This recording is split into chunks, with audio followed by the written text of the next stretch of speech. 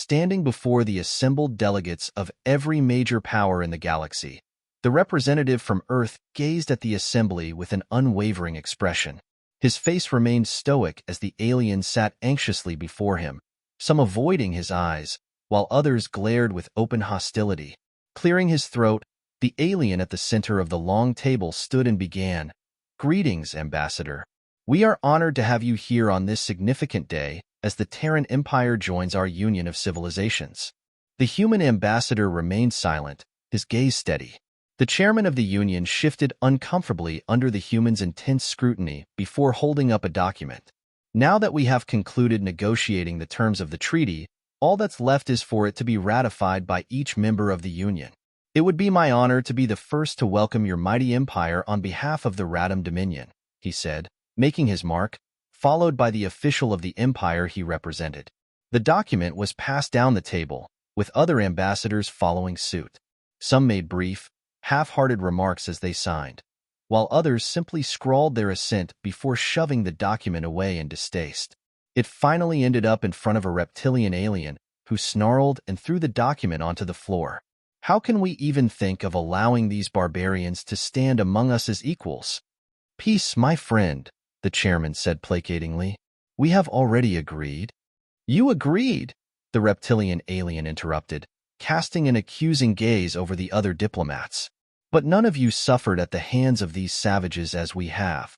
24 nursery planets gone, reduced to ash and cinders, rendered uninhabitable by their war machines. You attacked Earth," the human ambassador replied simply. "A few 100,000 humans dead at most," the reptilian sneered. "You wiped out entire generations of my kind, entire broods culled before they even hatched.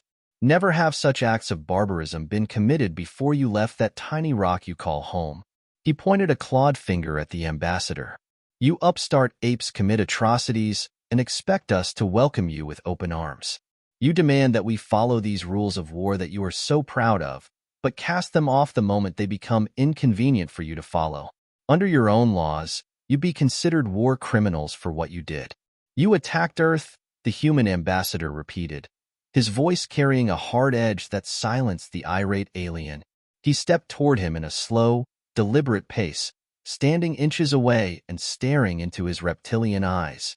"We have only been a spacefaring race for barely 3 centuries, our colonies extending to a small corner of this galaxy.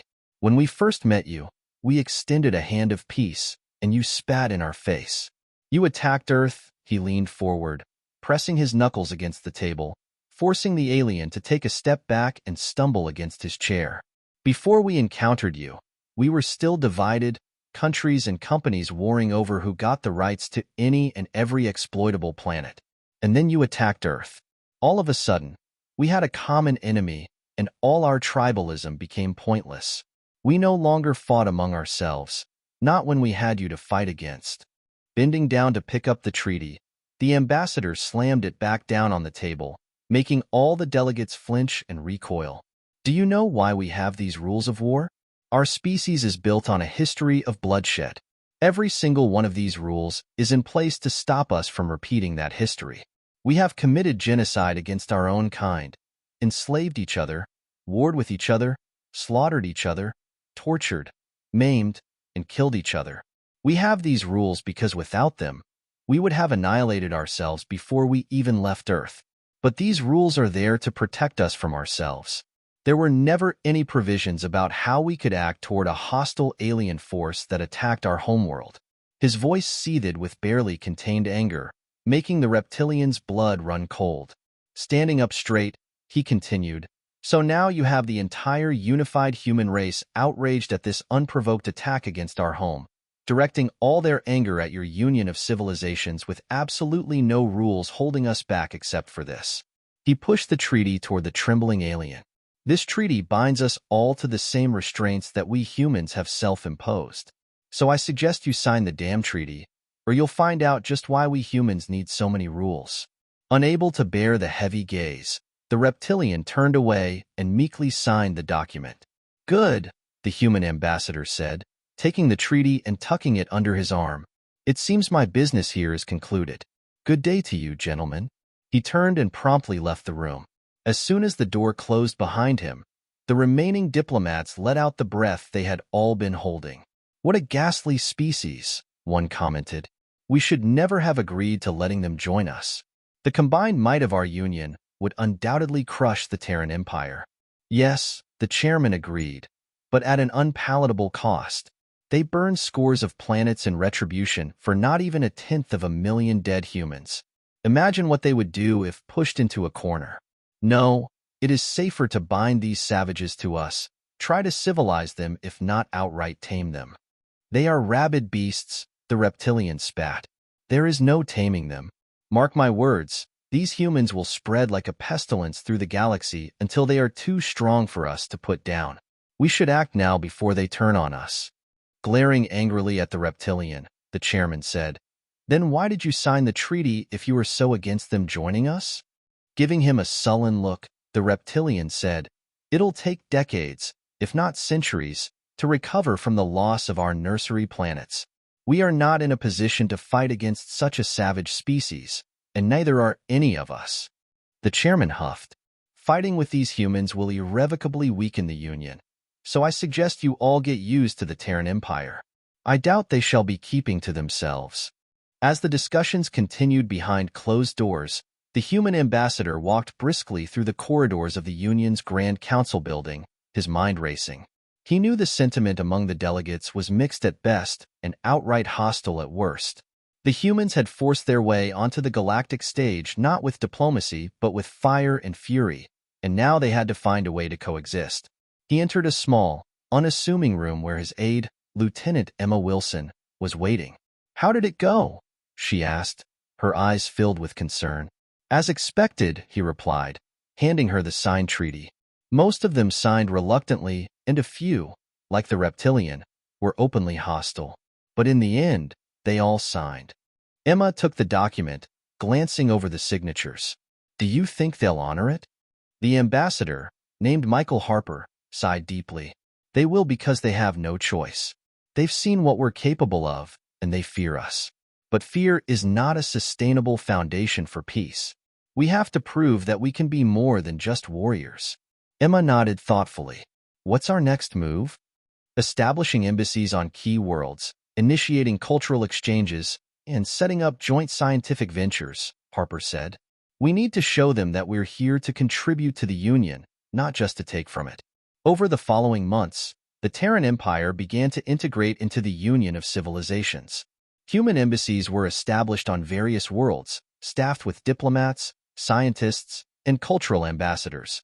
Joint ventures in technology and science were launched, and cultural exchange programs were set up to foster understanding between humans and the myriad species of the Union. Despite initial resistance, the human efforts began to bear fruit. On the planet Zixa, a joint human-Zishin research station was established to study the unique geothermal properties of the planet's molten core. The project was a success, leading to breakthroughs in energy production that benefited both species. On the lush world of Meridia, human agricultural experts worked alongside Meridian botanists to develop new crops that could thrive in diverse environments. This collaboration not only increased food production, but also helped alleviate hunger in several Union member states. Cultural exchanges also played a crucial role in bridging the gap between humans and other species. Human musicians, artists, and writers shared their works with the galaxy, while alien artists showcased their unique talents on Earth. These exchanges fostered a sense of mutual respect and admiration, slowly breaking down the barriers of mistrust. However, not all encounters were smooth. On the industrial planet of Dracer, a mining dispute between human workers and Dracaran miners nearly escalated into violence. The Dracarans, a fiercely territorial species, were suspicious of human intentions and resented their presence. It took weeks of delicate negotiations, led by Harper himself, to reach a compromise that satisfied both parties. Back on Earth, the effects of joining the Union were felt deeply. The planet cities became bustling hubs of interstellar commerce and culture. Alien visitors marveled at human ingenuity and resilience, while humans were fascinated by the vast diversity of life that had now become a part of their daily existence. In the capital city of New Geneva, the Terran Council convened to discuss the future of humanity's role in the Union. President Eleanor Weiss, a seasoned diplomat, presided over the meeting. "We have made significant strides in integrating with the Union," she said, "but we must remain vigilant and proactive. Our actions will determine whether we are seen as allies or adversaries." General Marcus Kane, a grizzled veteran of the wars against the Union, spoke up. "Our military might have secured our place at the table, but it's our diplomacy and cooperation that will keep us there. We must continue to build alliances and foster trust." As the Terran Council debated their strategy, Michael Harper reflected on the journey that had brought humanity to this point. They had faced unimaginable challenges and had emerged stronger and more united than ever before. But he knew that the road ahead was fraught with uncertainty. The galaxy was a vast and complex place, and humanity's place in it was still being defined. For now, the Terran Empire was a member of the Union of Civilizations. The future was theirs to shape, and they were determined to build a legacy of peace and cooperation, proving that even the fiercest warriors could become champions of unity and progress. Years passed, and the Terran Empire continued its efforts to foster peace and cooperation within the Union of Civilizations. On the human side, these initiatives were driven by a combination of strategic necessity and genuine desire to build a better future. The challenges were many, but so were the opportunities. In the city of New Geneva, the heart of the Terran government, President Eleanor Weiss addressed the United Terran Assembly. "Our integration into the Union has brought both triumphs and trials. We've built bridges where there were once chasms, and we've turned enemies into allies. Yet, our journey is far from over." The Assembly Hall, a blend of Earth's architectural styles and alien influences, buzzed with activity. Representatives from every corner of the Empire gathered to discuss the latest developments and strategies. Among them was Ambassador Michael Harper, now a respected figure in the galaxy. Harper had become a key player in diplomatic circles, known for his ability to navigate the complex web of interstellar politics. His next mission was to visit the Garanth Confederation, a powerful faction within the Union that had remained wary of human intentions. The Garanth were known for their advanced technology and rigid societal structures, making them both valuable allies and formidable opponents. Arriving on the Garanth homeworld, a planet covered in sleek, towering cities, Harper and his team were greeted with a formal ceremony. High Chancellor Trell, the Garanth leader, welcomed them with cautious formality. "Ambassador Harper, we hope your visit will lead to a deeper understanding between our peoples." Harper smiled diplomatically. "Chancellor Trell, I believe our cooperation can bring great benefits to both our civilizations. The Terran Empire values the Garantha's technological prowess and cultural heritage. Together, we can achieve remarkable things." The discussions were tense but productive.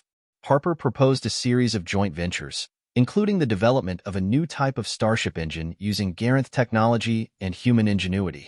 This collaboration would not only enhance space travel capabilities, but also symbolize the unity between their species. Back on Earth, cultural exchanges continued to flourish. Alien festivals were held in human cities, and human traditions were celebrated on distant worlds. These events created a tapestry of shared experiences, slowly dissolving prejudices and fostering mutual respect. One of the most significant cultural events was the annual Galactic Art Expo, held in the city of Paris. Artists from across the galaxy displayed their works, creating a vibrant and diverse showcase of creativity. This year, the centerpiece was a collaborative sculpture created by human and alien artists, symbolizing unity and harmony. In a secluded corner of the expo, Lieutenant Emma Wilson, now a cultural liaison officer, spoke with a group of young alien artists. "Art is a universal language," she said, "and through it, we can understand each other better. It's not just about aesthetics, it's about sharing our stories and our souls." Despite these positive developments, tensions remained. The reptilian species, who had suffered greatly in the initial conflicts with humans, continued to harbor deep resentment. Incidents of sabotage and espionage by rogue elements within the Union highlighted the fragile nature of the peace. In response, the Terran Empire took steps to strengthen its defense capabilities without appearing overly aggressive. Advanced surveillance systems were deployed, and a series of treaties were negotiated to promote transparency and mutual security. The goal was to build a stable and resilient interstellar community. In the midst of these efforts, a crisis erupted. A remote human colony on the edge of Union space was attacked by unknown forces, leaving devastation in its wake. The attack threatened to unravel the fragile peace and reignite old hostilities. Harper, now a seasoned diplomat, was dispatched to lead the investigation. Arriving at the colony, he was met with scenes of destruction and despair. Survivors spoke of strange ships and advanced weaponry, but no one could identify the attackers. As Harper pieced together the evidence, he discovered clues pointing to a faction within the Union that sought to destabilize the alliance for their own gain. Realizing the gravity of the situation, he called an emergency session of the Union Council. Addressing the council, Harper spoke with conviction. "We stand at a crossroads. This attack was not just an assault on a Terran colony. It was an attack on the very foundation of our Union. We must unite to find the culprits and bring them to justice, or risk falling into chaos." The council, moved by his words, agreed to a joint task force to investigate the attack and prevent further incidents. This collaboration marked a turning point, as former adversaries worked side by side to protect their shared interests. The investigation revealed that the attackers were a rogue faction within the Union, seeking to exploit the tensions between species for their own power. With this knowledge, the Union Council took decisive action, dismantling the faction and restoring a sense of security. In the aftermath, the Union emerged stronger and more united. The crisis had shown that despite their differences, the member species could work together to overcome common threats. The Terran Empire, once seen as a disruptive force, was now recognized as a stabilizing influence. As the galaxy settled into a new era of cooperation, Harper reflected on the journey that had brought humanity to this point. The road had been long and fraught with challenges, but they had proven that even the fiercest warriors could become champions of peace. In the years that followed, the Terran Empire continued to thrive within the union of civilizations. The galaxy was still a vast and complex place, but humanity had found its place within it, contributing to a legacy of unity and progress. The story of the Terran Empire was one of transformation, from warriors to diplomats, from conquerors to allies, and from a solitary species to an integral part of a vibrant and diverse interstellar community. As the years turned into decades, the Terran Empire's place within the union of civilizations solidified. The initial distrust and animosity that had marked humanity's entry into the galactic stage gradually transformed into respect and collaboration. The Terran Empire, once seen as a disruptive force, now played a crucial role in maintaining peace and fostering progress across the galaxy. Ambassador Michael Harper, now a seasoned and revered figure, continued to lead diplomatic missions, his efforts instrumental in bridging gaps between the diverse species of the Union.